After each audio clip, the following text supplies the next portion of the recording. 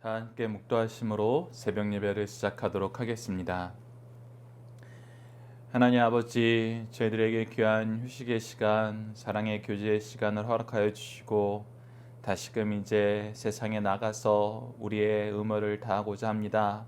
하나님, 오늘도 저희들에게 하나님의 은혜의 힘을 허락하여 주셨고 저희들에게 주어진 사명을 잘 감당할 수 있도록 인도하여 주시며 저희들이 있는 곳이 하나님의 복음의 일터가 될 수 있도록 하나님이 우리에게 주신 영적인 생명을 낳는 귀한 장소가 될 수 있도록 하나님 인도하여 주시옵고, 이를 위해서 필요한 말씀과 기도의 능력과 또 열매를 허락하여 주셔서 저희들에게 찬양의 기쁨이 충만할 수 있도록 하나님 역사하여 주시옵소서.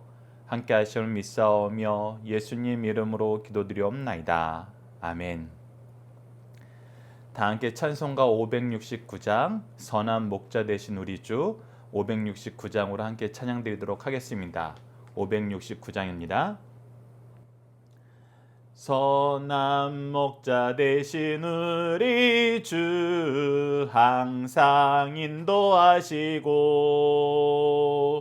푸른 풀밭 좋은 곳에서 우리 먹여주소서.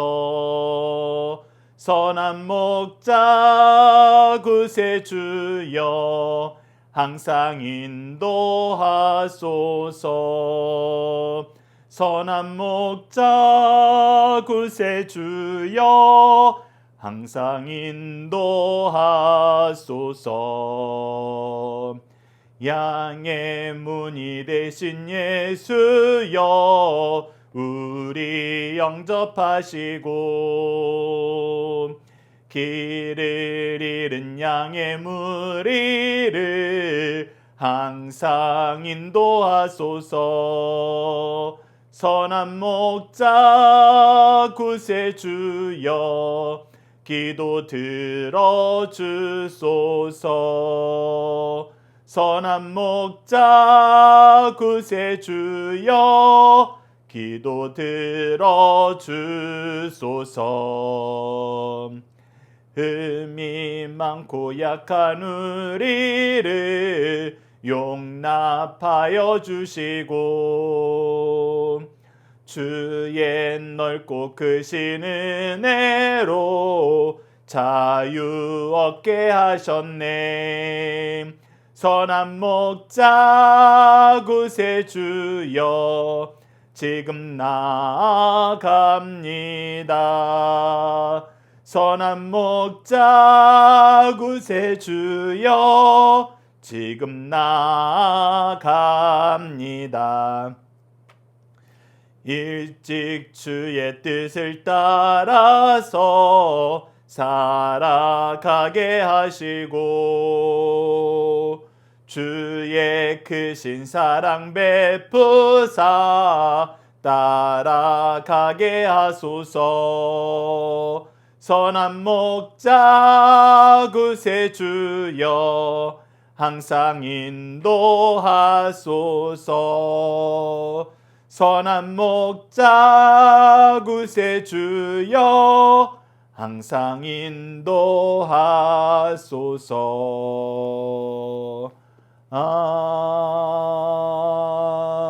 아멘. 다 함께 사도신경을 내용으로 우리의 신앙을 하나님 앞에 정중히 고백하도록 하겠습니다. 나는 전능하신 아버지 하나님 천지의 창조주를 믿습니다. 나는 그의 유일하신 아들 우리 주 예수 그리스도를 믿습니다.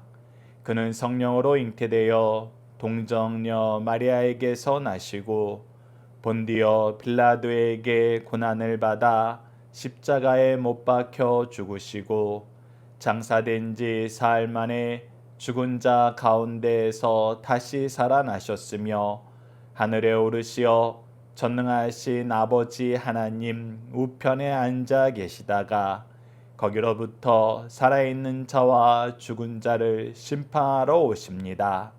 나는 성령을 믿으며 거룩한 공교회와 성도의 교제와 죄를 용서받는 것과 몸의 부활과 영생을 믿습니다. 아멘. 오늘 우리에게 주신 하나님의 말씀, 우리가 함께 나눌 말씀은 누가복음 6장 39절에서 49절 말씀입니다. 누가복음 6장 39절에서 49절 말씀 제가 봉독해 드리도록 하겠습니다. 또 비유로 말씀하시되 맹인이 맹인을 인도할 수 있느냐? 둘이 다 구덩이에 빠지지 아니하겠느냐? 제자가 그 선생보다 높지 못하나 무릇 온전하게 된 자는 그 선생과 같으리라. 어찌하여 형제의 눈 속에 있는 티를 보고 내 눈 속에 있는 들보는 깨닫지 못하느냐? 너는 내 속에 있는 들보를 보지 못하면서 어찌하여 형제에게 말하기를 형제여 나로 내 눈 속에 있는 티를 빼게 하라 할 수 있느냐? 외식하는 자여 먼저 내 눈 속에 들보를 빼라. 그 후에야 내가 밝히 보고 형제의 눈 속에 있는 티를 빼리라. 못된 열매 맺는 좋은 나무가 없고 또 좋은 열매 맺는 못된 나무가 없느니라. 나무는 각각 그 열매로 아나니 가시나무에서 무화과를 또는 찔레에서 포도를 따지 못하느니라.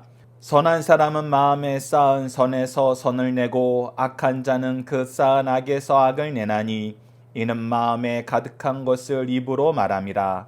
너희는 나를 불러 주여 주여 하면서도 어찌하여 내가 말하는 것을 행하지 아니하느냐?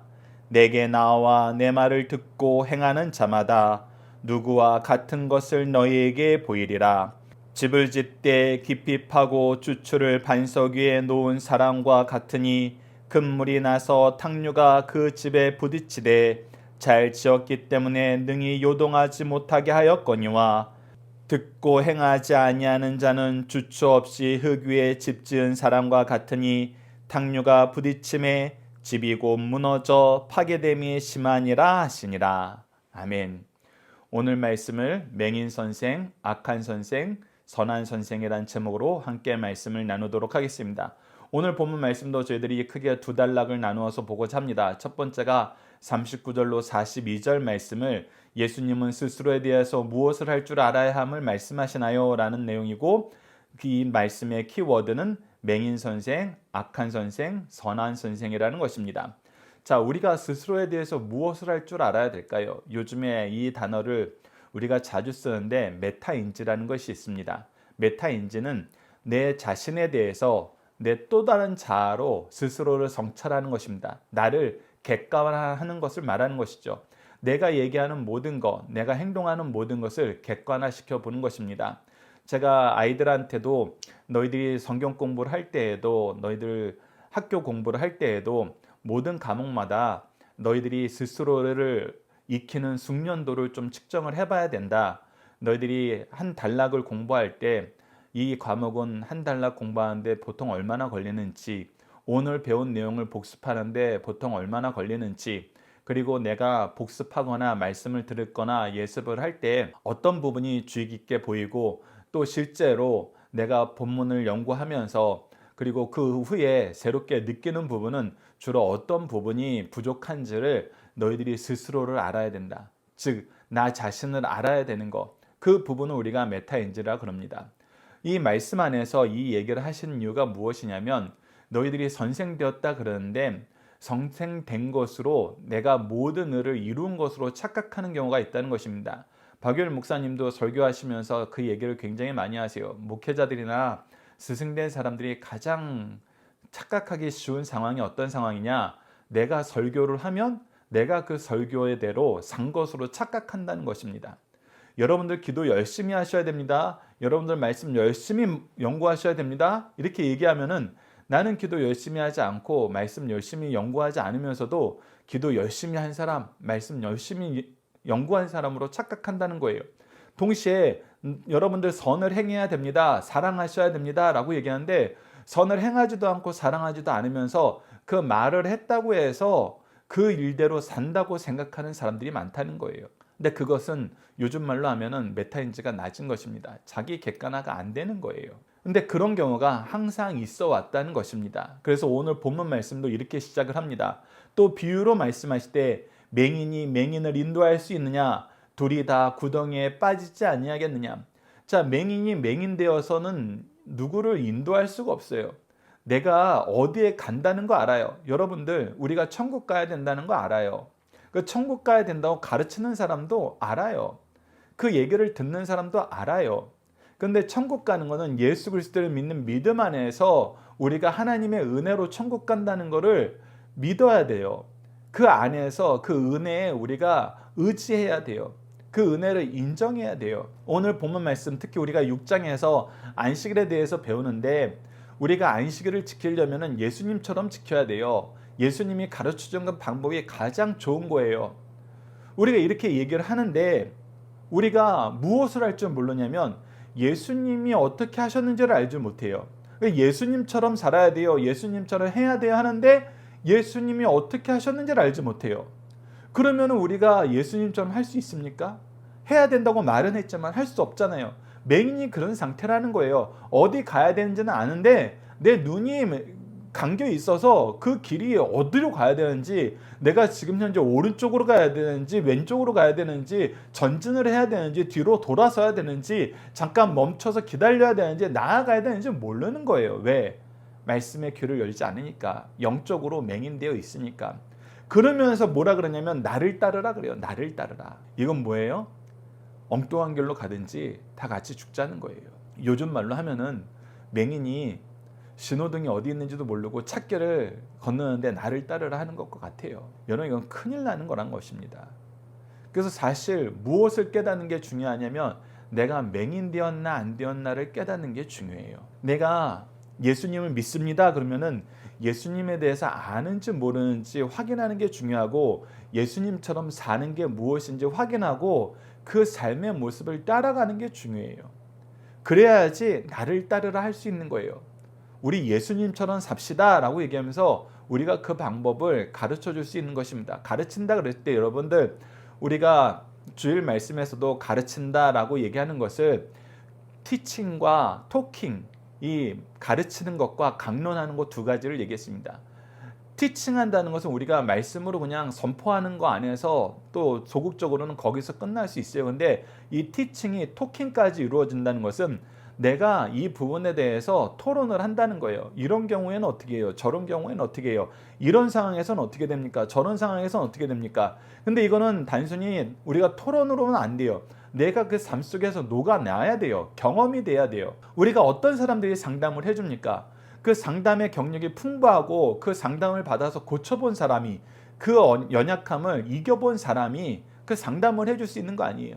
그래서 많은 사람들이 자기의 연약한 부분을 이긴 사람에게 가서 상담받는 거 아니에요. 그것처럼 우리가 영적인 상담을 해준다는 거는 우리가 영적으로 하나님의 말씀으로, 하나님의 말씀대로 그것을 이겨본 적인 경험이 있어야지 토킹이 되는 것입니다. 그래서 우리가 이 내용을 하려면은 우리가 열심히 경험하고 열심히 적용해야 돼요.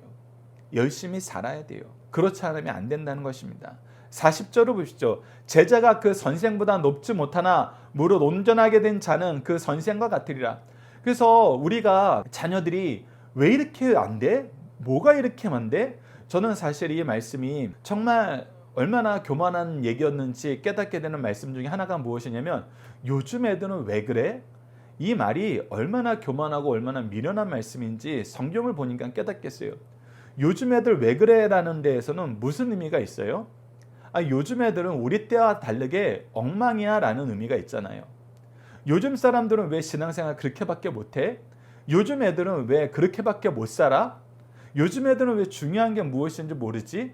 요즘 애들은 왜 이렇게 두렵고 겁나는 게 없지? 근데 여러분들 40절 말씀을 대입하면 왜 그런 거예요? 선생이 바르게 인도해 주지 않았기 때문이에요. 우리가 열심히 하면은 온전하게 된 자는 그 선생과 같으리라 얘기했어요. 그 선생이 아는 것을 알게 돼요. 우리가 예수님을 열심히 가르쳐주고 열심히 보여줬으면, 그리고 그들과 함께 이것을 가르쳐주는 것이 우리 삶의 최우선이 되었고, 이것을 위해서 우리가 가진 시간과 재능과 물질을 다 쓴다는 것을 아이들이 경험했으면은 여러분 최소한 인정해요. 근데 정말 놀라운 게 믿음의 역사는 뭐에서 시작한다고요? 인정하고 의지하는 거에서 시작한다고요. 인정하고 의지하는 게 믿음의 삶이에요. 그래서 인정하는 게 가장 중요합니다. 근데 우리 아이들이 우리가 사는 삶을 인정하지 못하겠는 거예요. 왜? 이것이 41절과 42절 내용에서 있는 것입니다. 여러분들의 삶이, 부모님들의 삶이, 교회 선생님들의 삶이 너무 외식적인 거, 위선적이라는 것입니다. 말로는 그렇게 하는데 행동하는 건 없다는 거예요. 외국 속담에서도 내가 말하는 대로 하고 내가 행동하는 대로 하지 마라는 속담이 있어요. 그거는 우리 부모 세대가, 스승 세대가 얼마나 외식하고 위선적인지를 계속 가르쳐 주는 거예요.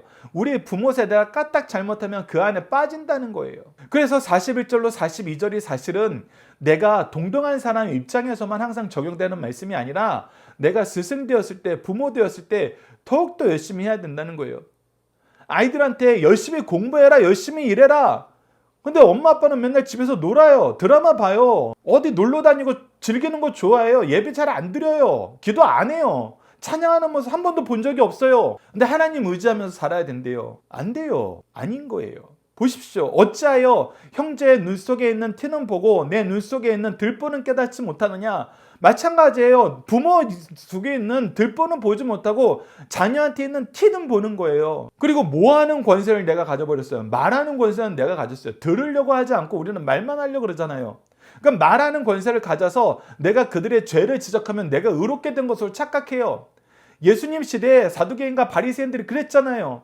그들은 악을 행하고 있었어요. 그런데 말하는 권세를 가져가지고 자기네들이 심판하는 권세를 가져서 예수님과 예수님의 제자들을 비난했어요. 우리가 6장에서 안식일 내용을 보면서 계속 발견하는 게 뭐예요? 말하는 권세를 가진 자들이 계속 지적하는 거예요. 근데 그 말하는 권세는 뭐 앞에 무너져요? 하나님 말씀 앞에 무너져요. 하나님의 뜻 앞에서 무너진다는 것입니다. 그래서 우리가 하나님 말씀으로 살지 않으면은 우리가 얘기하는 모든 것은 여러분들 헛된 것이 돼버려요.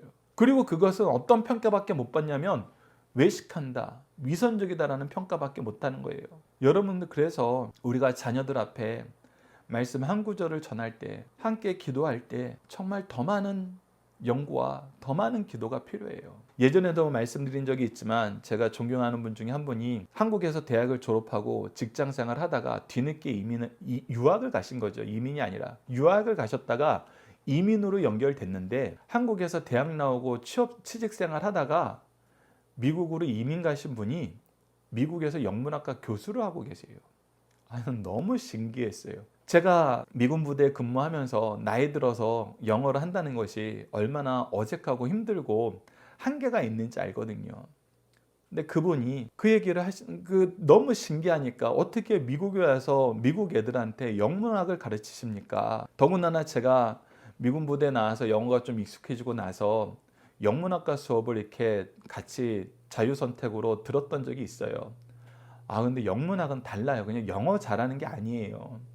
문학적인 사고가 있어야 돼요. 수준이 완전 다른 건데 거기서 교수를 하셔서 제가 궁금해서 여쭤봤어요. 어떻게 이렇게 되실 수 있었어요? 그랬더니 딱 세 손가락을 드시는 거예요. 세 손가락. 그게 무슨 의미예요? 미국 애들보다 3배 더 하면 된다. 나 항상 3배 더 했다. 어마어마한 겁니다, 여러분들. 어마어마한 거예요. 근데 제가 이것을 또 어디서 느꼈냐면 박효일 목사님이 말씀 준비하는 것을 통해 느꼈어요. 제가 어렸을 때에는 나는 새벽 예배에서부터 목사님이 설교하는 모든 예배 빠지지 않기 때문에 목사님이 쓰신 책은 읽을 필요가 없어. 난 설교 다 들어. 이렇게 살았어요. 근데 제가 책을 만들기로 작정하고 이제 그때서야 목사님이 주보에 설교 원고를 실어 놓은 거를 책으로 묶어 놓은 걸 하나씩 보기 시작한 거예요. 왜? 내가 물건을 파는데 내가 파는 물건에 대해서 내가 더 잘 알아야 되니까. 근데 그때 깜짝 놀랐어요. 박효일 목사님이 설교 원고를 주보에 다 실어서 보통 A4로 편집을 하면은 16페이지 정도 돼요. 그러니까 보통 A5로 16페이지고 A4로는 이제 8페이지에서 10페이지 사이의 원고를 항상 실었어요. 그랬는데 설교 시간에 설교하신 내용이 많으면 반, 보통 3분의 1 하고 끝나시는 거예요. 여러분들 생각을 해보십시오. 내가 준비한 설교가 3분의 1밖에 못한다고 끝나고 생각을 해보세요. 그러면 사실 사람이 어떻게 변할 수 있냐면 이제 다음부터는 이렇게 많이 준비 안 하고 3분의 1만 준비해야지 하고 사람의 마음이 변할 수 있어요. 근데 안 그러신 거예요. 평생을 많아야 반밖에 못하는 그 설교 원고를 평생을 준비하셨어요. 평생을. 은퇴하실 때까지. 근데 그러다 보니까 그 결과로 강해집이 나오게 된 거예요. 근데 이 얘기를 왜 하냐면 박연일 목사님이 설교를 준비하실 때 최소한 몇 배를 더 준비하신 거예요? 최소 보통 2배에서 3배를 더 준비하시는 거예요. 2배에서 3배를 말하는 것으로 준비한다 그럴 때는, 말하기 전에 글로 준비한다 그럴 때는 여러분들 말하는 것보다 한 5배는 더 준비해야 됩니다. 말은 임기응변으로 할 수 있어요. 그런데 원고를 준비한다는 건 여러분들 생각이 달라요. 완전 차원이 다릅니다. 그러니까 3배를 더 준비하는 거예요. 거기서 제가 부모가 되고 나서 경험한 게 그거예요. 우리가 자녀들을 바르게 양육하려면, 우리가 의의 길로 말씀으로 기도로 인도하려면, 우리가 말씀을 가르치는 거, 우리가 만나서 기도하는 것보다 정말 최소 3배는 더 해야 돼요. 3배는 더 해야 되더라고요. 제가 주일 예배 때도 말씀을 3번은 반복해야 됩니다 라고 얘기하는 게, 이 3번을 반복하기 전에 준비하는 사람들이 이미 3번을 반복하고 온 거예요.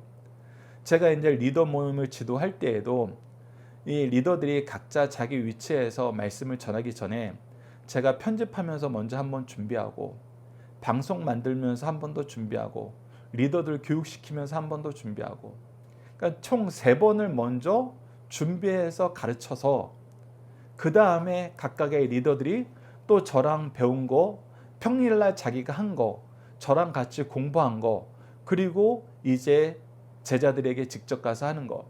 그래서 최소 3번은 가르치고 3번은 그 내용을 보는 거예요. 그럴 때 우리가 가르칠 수 있어요. 그럴 때 우리가 정말 자녀들에게 기도하는 모습을 보여줄 수 있어요. 그럴 때 사람들이 인정할 수밖에 없어요. 제가 아까 존경하시는 분, 미국에서 영문학과 교수하신다는 분 인정하게 되는 것처럼, 여러분들 3배를 더한다는 것은 보이지 않을 수가 없어요. 그랬을 때 사람의 기준으로 보는 것이 아니라 하나님의 기준으로 보게 돼요. 왜 우리 부모는 말씀에, 기도에, 예배에 이렇게 열심일까? 하나님은 어떻게 이렇게 열심히 살 수 있도록 우리 부모님을, 우리 목사님을, 우리 장로님을, 우리 권사님을, 우리 선생님을 어떻게 계속 채워주시고 지켜주실까? 여러분들 거기에서 우리를 통해 일하시는 하나님을 자녀들이 발견하게 됩니다.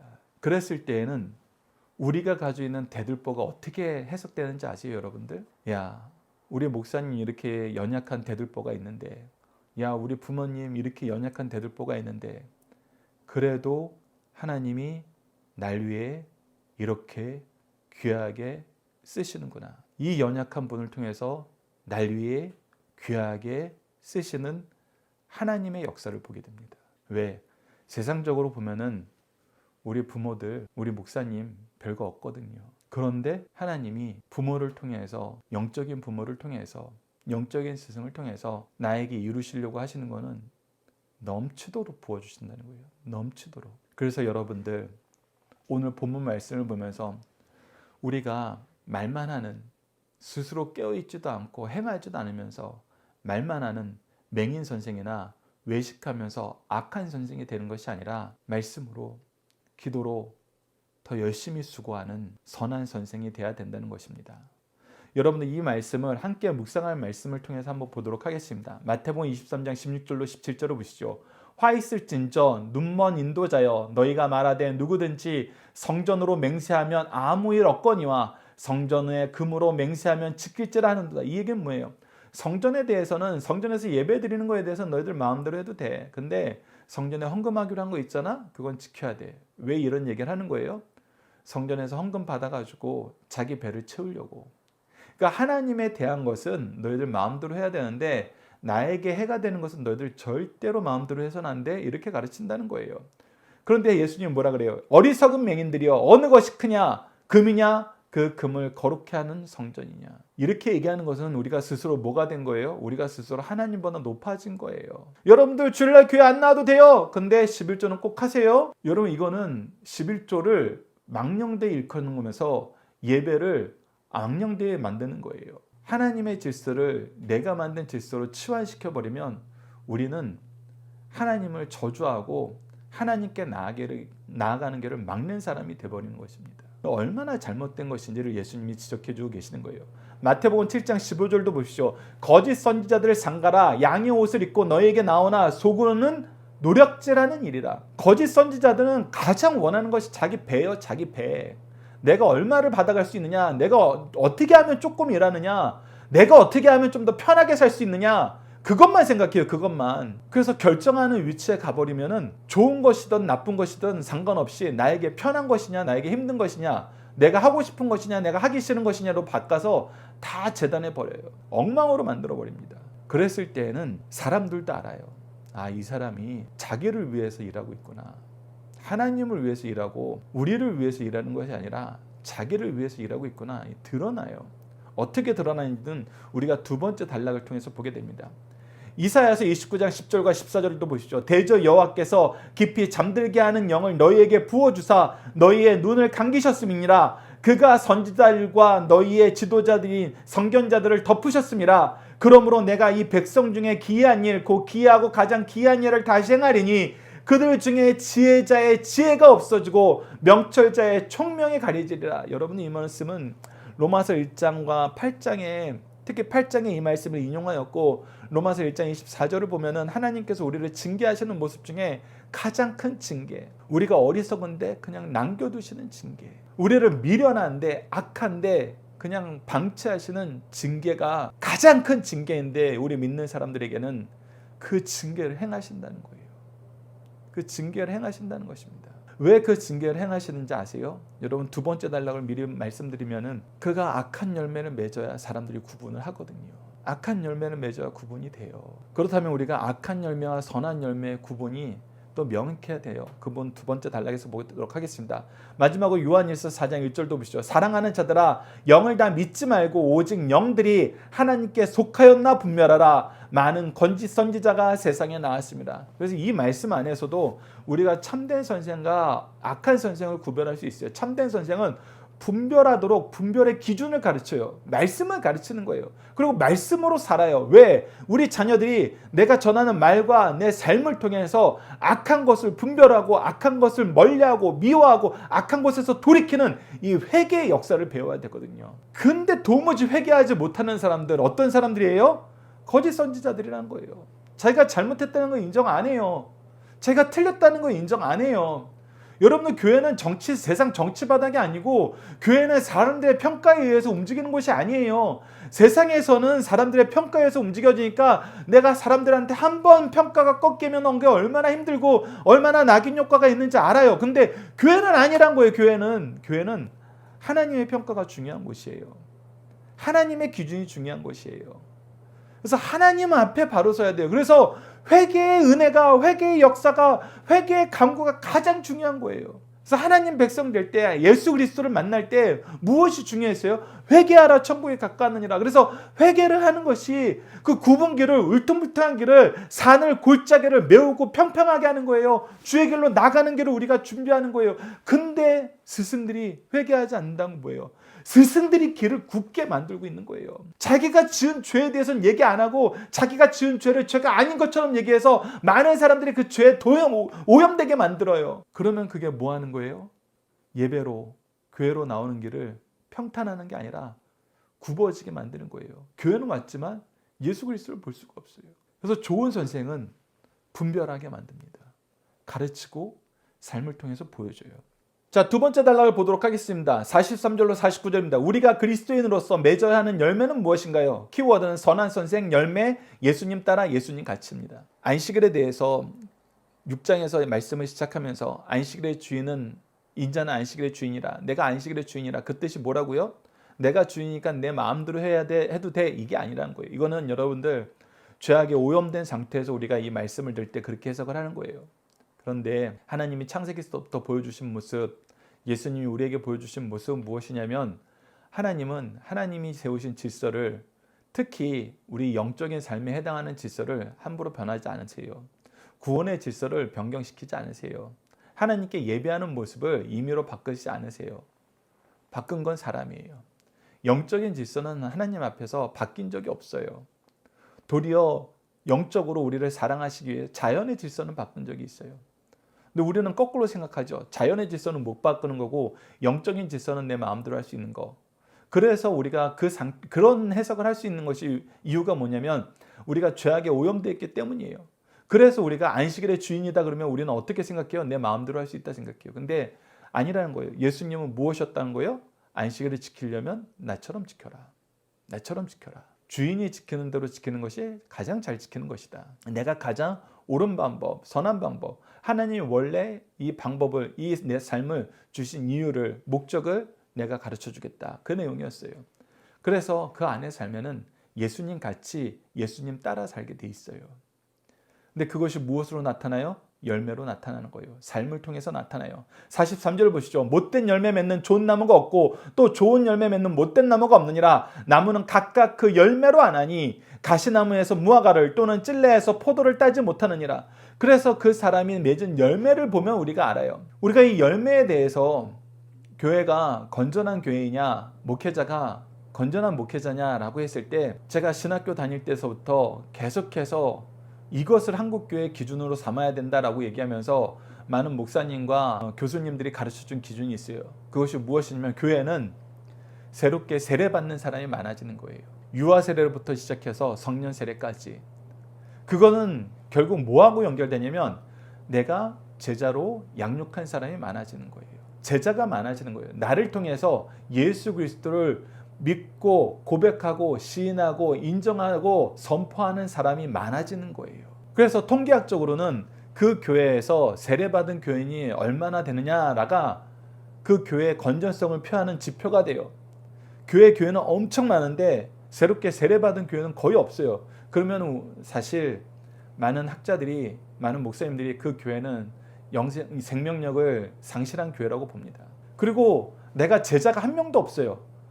설교는 엄청 잘한다고 소문이 났는데 그 교회 내에 제자라고 말할 만한 사람들은 없는 거예요. 그랬을 때는 그 목회자가 영적인 생명력이 충분하지 않다라고 평가를 한답니다. 그래서 열매는 무엇으로 보냐면 나를 통해서 예수 그리스도를 주로 시인한 사람이 몇 명이나 있느냐.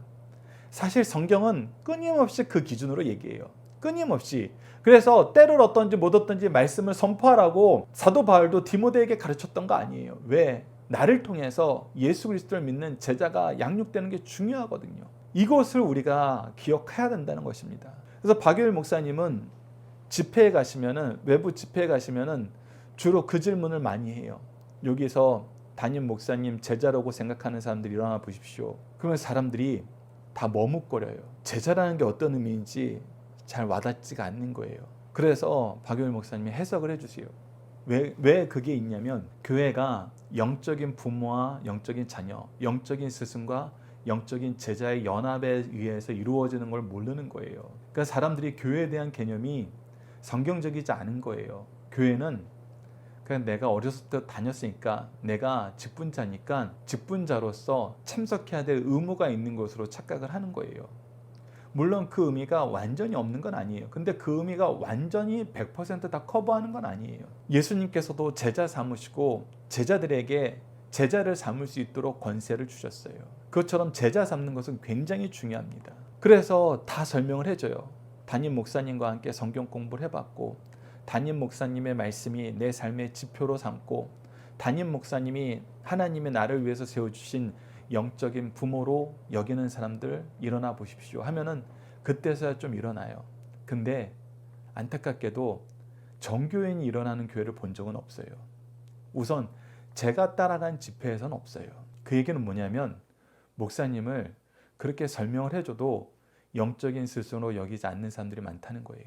교회에서 그냥 설교한 사람, 이것은 양쪽에다 책임이 있을 수 있습니다. 실제로 목회자가 그냥 설교하는 직업군으로 보였을 수도 있어요. 두 번째는 내가 교회를 나온다는 게 하나님이 나를 위해서 영적인 가족으로 이 교회를 허락하셨고 목회자와 그런 관계를 허락하셨다는 것을 시인하지 않으려는 사람들이 있어요. 근데 이 두 가지 경우 다 크게 잘못된 거예요. 근데 이 두 가지 경우 다 크게 잘못된 것은 무엇으로 고칠 수 있다? 예수님 따라 예수님처럼 사는 것으로 고칠 수 있다. 그래서 오늘 본문 말씀을 우리가 읽고 우리 교회의 모습을, 우리 삶의 모습을 돌아보는 게 중요하다는 것입니다. 45절 보십시오. 선한 사람은 마음에 쌓은 선에서 선을 내고 악한 자는 그가 쌓은 악에서 악을 내나니 이는 마음에 가득한 것을 입으로 말합니다. 여러분들 우리가 6장에서 교회의 모습을 보면서 이 부분을 봤잖아요. 예수님은 끊임없이 하나님의 말씀과 생명 살리는 일을 교회에서 해요. 그런데 사두개인과 바리새인들은 뭐예요? 이날을 예수님 고발하는 날로 바꿔요. 이날을 예수님 죽이려는 함정 파는 날로 바꿔요. 연약한 사람은 예수님 함정으로 예수님을 넘어뜨리는 수단으로 이용하려고 그래요. 열매가 다르잖아요. 입에서 나오는 것이 다르잖아요. 이것을 우리가 기억해야 된다는 것입니다. 46절부터 보십시오. 너희는 나를 불러 주여 주여 하면서도 어찌하여 내가 말하는 것을 행하지 않느냐. 너희들이 나를 주로 인정한다면은, 내가 하나님께로 받은 사람이라는 걸 인정한다면은 너희들이 내가 하는 그 일을 하고 나와 함께 이 일을 해야 되지 않겠느냐. 그래서 말로만 하고 자기 이득만 챙긴다는 거예요. 자기 좋은 것만 챙긴다는 거예요. 그러면 안 된다는 거예요. 그러면서 여러분들 다시 한번 강조합니다. 예수님은 이 말씀을 하실 때는 어떤 마음으로 하시는 거예요? 이 나쁜 놈들은 당장 꺼져라, 이 얘기로 하시는 거 아니에요. 얘들아, 깨닫고 회개하고 돌아와라. 연약한 사람을, 미련한 사람을, 약한 사람을, 악한 사람을 예수님 입장에서는 다 고쳐야 될 대상으로 보시는 거예요. 치료의 대상으로 보시는 거예요. 내게 나와 내 말을 듣고 행하는 자마다 누구와 같은 것을 너희에게 보이리라. 그래서 너희들이 증상을 보면, 그의 삶의 변화를 보면은, 내가 치료해지고 있구나, 내가 건강해지고 있구나 깨닫게 된다는 거예요. 왜? 내 삶이 예수님을 닮아가니까. 집을 짓되 깊이 파고 주처를 반석 위에 놓은 사람과 같으니, 이런 사람들은 믿음의 반석 안에서 굳건한 삶을 산다는 거예요. 내가 내 삶을 주장하는 것이 아니라 하나님이 내 삶을, 예수 그리스도의 생명이 내 삶을 주장하는 성령의 인도하심을 받는 믿음의 기초가 단단하기 때문에 세상에 어떤 여건이 생겨도 흔들리지 않는다는 거예요. 내가 어떤 환경에 처하더라도 나를 통해서 나에게 맡긴 영혼을 내가 돌보는 일을 멈추지 않는다는 거예요. 여러분들, 교회가 영적인 부모와 관계라는 것을 사람들이 왜 못 느낄 때가 있어요? 부모는 어떤 일이 있어도 자식을 포기하지 않거든요. 근데 영적인 부모는 자기 기분만 나쁘면 그냥 쫓아내려고 그래요. 괴롭히려고 그래요. 그럼 어떻게 영적인 부모라고 인정하겠어요? 우리가 먼저 사랑하고 더욱 사랑하고 끝까지 사랑할 때 우리 자녀들은, 우리 성도들은, 우리 제자들은 이분이 나의 영적 부모가 맞구나. 우리가 그렇게 하면 어떻게 이단들한테 넘어가요? 어떻게 그 감언 이설에 넘어가요? 그들은 거짓 선생들인데, 이리들인데. 예수님이 보여주신 열매는 여러분들 계속 얘기하지만 먼저 사랑하고 더욱 사랑하고 끝까지 사랑하는 거였습니다. 무엇을 위해서? 예수 그리스도를 믿어 하나님 자녀 삼기 위해서. 요한복음의 주제가 이거지 않습니까? 여러분, 요한복음의 주제라는 것은 무엇을 얘기하냐면 예수님이 이 땅에 오신 목적이 그거라는 거예요. 우리가 예수 그리스도의 제자라면, 예수 그리스도의 일꾼이라면은 예수 그리스도의 목적이 우리의 목적이 돼야 돼요. 예수 그리스도의 목적이 우리 교회의 목적이 돼야 돼요. 예수 그리스도의 목적이 우리 리더들의 목표가 돼야 돼요. 목회자의 목회의 이유가 돼야 되고 목표가 돼야 되고, 예수님의 방법이 우리의 삶의 방법이 돼야 돼요. 그랬을 때에는 예배가 회복됩니다. 그랬을 때에는 교회로 가는 길이 평탄해집니다. 안 그래질 수가 없어요. 왜? 하나님이 하시거든요. 성령을 통해서 이 은혜 풍성히 주시거든요. 여러분, 이 내용을 기억해 주시기 바랍니다. 함께 묵상할 말씀을 보도록 하겠습니다. 마태복음 7장 21절을 보십시오. 나더러 주여 주여 하는 자마다 다 천국에 들어갈 것이 아니요 다만 하늘에 계신 내 아버지의 뜻대로 행하는 자라야 들어가리라. 아버지의 뜻대로 행하는 거, 예수 그리스도처럼 행하는 거예요. 마태복음 12장 33절로 35절 보십시오. 나무도 좋고 열매도 좋다 하든지 나무도 좋지 않고 열매도 좋지 하든지 알아. 그 열매로 나무를 아느니라. 독사의 자식들아, 너희가 악하나 어떻게 선한 말을 할 수 있느냐? 이는 마음에 가득한 것을 입으로 말함이라. 선한 사람은 그 쌓은 선에서 선한 것을 내고 악한 사람은 그 쌓은 악에서 악한 것을 내느니라. 특히 언제 이것이 보여요? 주일날 예배 때 보여요. 안식일에 회당에서 보여준 예수님과 이 바리새인들의 모습의 차이를 보십시오. 요한복음 10장 26절에서 28절을 보십시오. 너희가 내 양이 아니므로 믿지 아니하노다. 내 양은 내 음성을 들으며 나는 그들을 알며 그들은 나로 따르느니라. 내가 그들에게 영생을 주노니 영원히 멸망하지 아니할 것이요 또 그들을 내 손에서 빼앗을 자가 없느니라. 이 말씀 엄청 무서운 말씀인 거 여러분들 요한복음 우리가 예전에 나눌 때 들으셨죠? 듣지 않는 자는 예수님의 양이 아닌 거예요. 먼저 된 사람들이 그래서 더욱더 근신하면서 깨달아야 돼요. 나를 살펴볼 줄 알아야 돼요. 내가 누구에게를 가고 있는가? 내가 누구를 따르고 있는가? 너무나 부끄럽고 너무나 마음 아픈 말씀인데 이 말씀이 우리에게는 한 명에게도 적용되지 않도록 우리 승리한 상 가족 여러분들, 강성 성경 연구원 여러분들에게는 한 명도 이 말씀이 적용되는 사람이 없도록 간절히 기도합니다. 중심 사상 보도록 하겠습니다. 첫 번째, 진리의 눈먼 스승에게 진리를 배우면 진리의 눈먼 자가 됩니다. 진리이신 예수님을 보고도 진리를 보지 못한 맹인들에게 제자들이 진리를 배우고 있습니다. 이들은 다 같이 진리의 맹인이 되어 모두 망하게 됩니다. 그러므로 누군가를 가르치는 자는 반드시 자신이 먼저 가르치는 바를 바로 깨우쳐야 됩니다. 먼저 진리를 알게 된 자들이 이웃을 충고할 때는 반드시 겸손과 사랑으로 해야 됩니다. 그렇지 않으면 이웃의 잘못을 고칠 수 없고 이웃 간의 우정만 상하게 됩니다. 두 번째, 다른 사람을 책망하기 전에 자신부터 먼저 살피라는 것입니다. 남을 평가할 때는 엄하고 자기를 평가할 때는 후하면 결국 비난을 자초하는 것이 됩니다. 이 사람들이 메타인지가 안 되는 거예요. 자기 객관화가 안 되는 것입니다. 이런 사람은 자기의 큰 과오를 생각하지 않고 타인의 사소한 것만 크게 보고 책망하는 어리석은 사람입니다. 그러므로 남을 책망하기 전에 먼저 자기를 더욱 엄하게 보아야 됩니다. 사람은 지행일치, 언행일치한 삶을 살아야 됩니다. 말하는 것은 선하나 행동하는 것이 선하지 못하면 그 속에 선한 것이 없다는 증거입니다. 하나님의 영이 함께하는 사람은 반드시 선한 열매를 맺게 됩니다. 하나님을 인정하고 의지하면 반드시 선한 열매를 맺게 하세요. 마지막 세 번째입니다. 인생의 기초는 반석이신 예수 그리스도에 대한 신앙 고백 위에 세워져야 됩니다. 우리는 성경을 통해 견고한 기초, 말씀의 기초 위에 하늘의 소망을 두는 것이 얼마나 중요한지 배우게 되었습니다. 우리 인생의 기초는 반석 대신 예수 그리스도에 대한 신앙 고백 위에 세워져야 합니다. 예수님은 교회와 성도들에게 요긴한 모퉁이의 돌이 되십니다. 이 기초 위에 세워진 건물, 인생은 어떤 핍박이나 재난이 닥쳐도 흔들림이 없는 것입니다. 우리 자녀들과 함께하는 기도 훈련 내용을 가지고 함께 기도하도록 하겠습니다. 우리를 의의 길로 인도하시는 하나님, 우리를 위해 미리 준비하신 교회와 영적 부모를 통해 하나님의 말씀을 잘 배우고 잘 믿고 잘 전하게 하심을 감사합니다. 하나님이 교회를 세우신 뜻을 따라서 말씀으로 양육하고 기도의 옷을 입히면 자녀들이 잘 자라는데 도리어 우리의 욕심과 탐욕으로 말씀도 기도도 공급하지 않으면서 도리어 세우신 교회를 통해서 악을 행함을 용서해 주소서.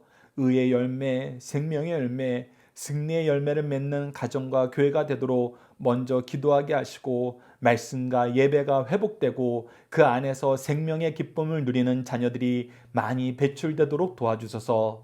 예수님 이름으로 기도드립니다. 아멘.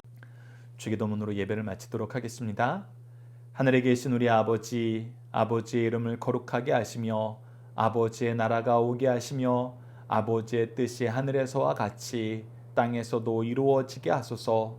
오늘 우리에게 일용할 양식을 주시고 우리가 우리에게 잘못한 사람을 용서하여 준 것 같이 우리 죄를 용서하여 주시고 우리를 시험에 빠지지 않게 하시고 악에서 구하소서.